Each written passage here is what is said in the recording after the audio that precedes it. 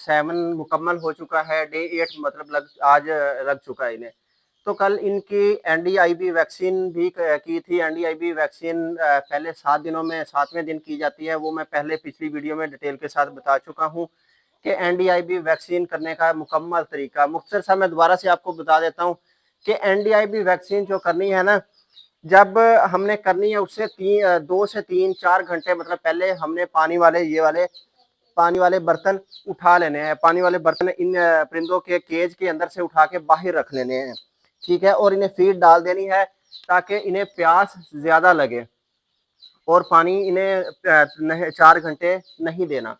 और जब पानी देना है वो इस तरह देना है कि एनडीआईबी वैक्सीन करने का तरीका ये है कि एनडीआईबी वैक्सीन ले लेनी है आपने। वो आपने पहले सबसे पहले उसकी एक्सपायरी डेट चेक करनी है कि आया कि उसकी एक्सपायरी डेट तो नहीं हुई।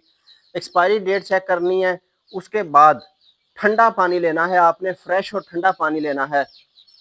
ठंडा पानी लेके उसके अंदर जो एनडीआईबी वैक्सीन की वाइल है, जो बोतल होती है, वो उसके अंदर ही आपने खोलनी है। वो उसके अंदर ही खोलनी है ताकि उसके जो होते हैं गैस नुमा होती है, खड़े रहें, जो गैस नुमा होती है वो गैस बाहर ना निकले और हमारी वैक्सीन जो है वो ज़ाया ना हो। तो उसके साथ कोशिश करनी है कि अगर आपको बाजार से वो मेडिसिन एक मिलती है वो ना मिले तो दूध, फ्रेश दूध का इस्तेमाल करना है। 1.5-2 लीटर दूध डाल रहे हैं। मतलब मैं आपको 1000 बर्ड की मैं आपको फार्मूलेशन करके बताता हूँ। 1000 बर्ड के लिए एक वाइल लेनी है। एक वाइल जो वैक्सीन की होती है वो कम से कम 1000 चूजे के लिए होती है, ठीक है। तो वो इस तरह आपने करनी है कि एक वाइल ले लेनी है 1000 चूजे के हिसाब से। तो 1.5 से 2 लीटर दूध ले लेना है, फ्रेश दूध। उसको ठंडे पानी में डालना है, दूध को ले लेना है। तो उसमें वैक्सीन और दूध को मिक्स कर लेना है ठंडे पानी में। जो चाय मैं पहले बता चुका हूँ कि जो हमने बर्तन उठाए थे उन बर्तनों में डाल के दोबारा से इनके आगे ऑफर कर देना है। कोशिश करें कि कम से कम पानी डालें ताकि ये 1.5-2 घंटे के अंदर पी जाएं और हमारी वैक्सीन ज़ाया ना हो। इसी मिकदार से डालनी है। अच्छा, तो ये तो वैक्सीन का एक तरीकाकार हो गया है। तो आज कल मैंने वैक्सीन इनकी कर दी थी। आप देख सकते हैं अब ये माशाल्लाह ग्रोथ कर रहे हैं। तो ग्रोथ कर रहे हैं। ये जो मसला आ रहा था, ये जैसे ये लंगड़े हो रहे हैं, ये वाला मसला, इनकी भी मेडिसिन चल रही है अब अल्हम्दुलिल्लाह काफ़ी बेहतर है।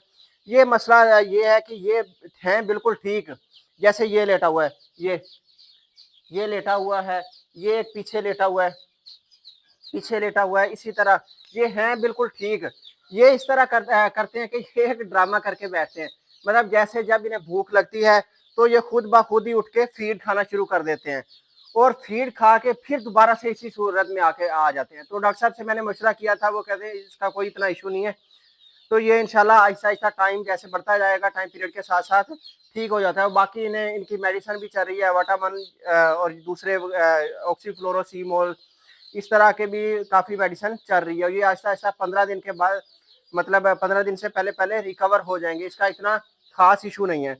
और जो दूसरा थे मोटेलिटी थी हमारी, वो अल्हम्दुलिल्लाह अल्लाह का शुक्र है लाख लाख के, वो मोटेलिटी काफ़ी हद तक कवर हो गई है।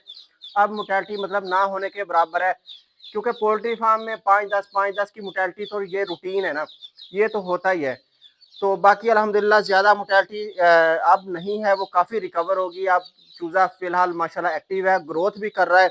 आप देख सकते हैं कि इसने पर भी निकाल लिए।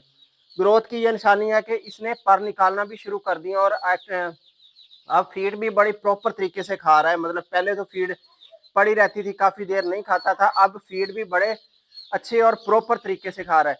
ये टेम्परेचर मेंटेन कर लिया, टेम्परेचर को कंट्रोल कर लिया, काबू कर लिया, तो सारा कुछ मतलब हमारे हाथ में आ जाएगा, हमारी मुट्ठी में आ जाएगा। अगर टेम्परेचर अप डाउन होता रहा तो ये डिस्टर्ब होते रहेंगे, जिससे हमें भी डिस्टर्बेंस होगी मेडिसिन चलाने में, परेशानी में। दूसरी डिस्टर्बेंस हमारे लिए भी ये खड़ी करेंगे। असल जो मेन है वो चाहे ब्रायलर हो, चाहे गोल्डन मिस्री हो, चाहे दूसरी कोई ब्रीड हो, सबसे मेन चीज में टेम्परेचर है। टेम्परेचर को कंट्रोल कर लिया तो सारा कुछ ही कंट्रोल हो गया।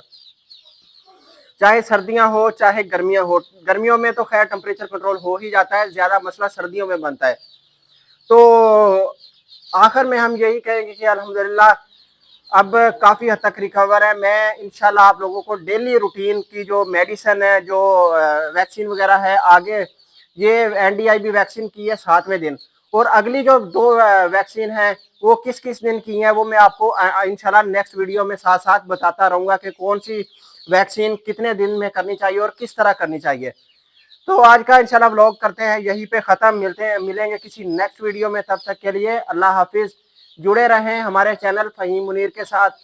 ओके जी, अल्लाह हाफ़िज़।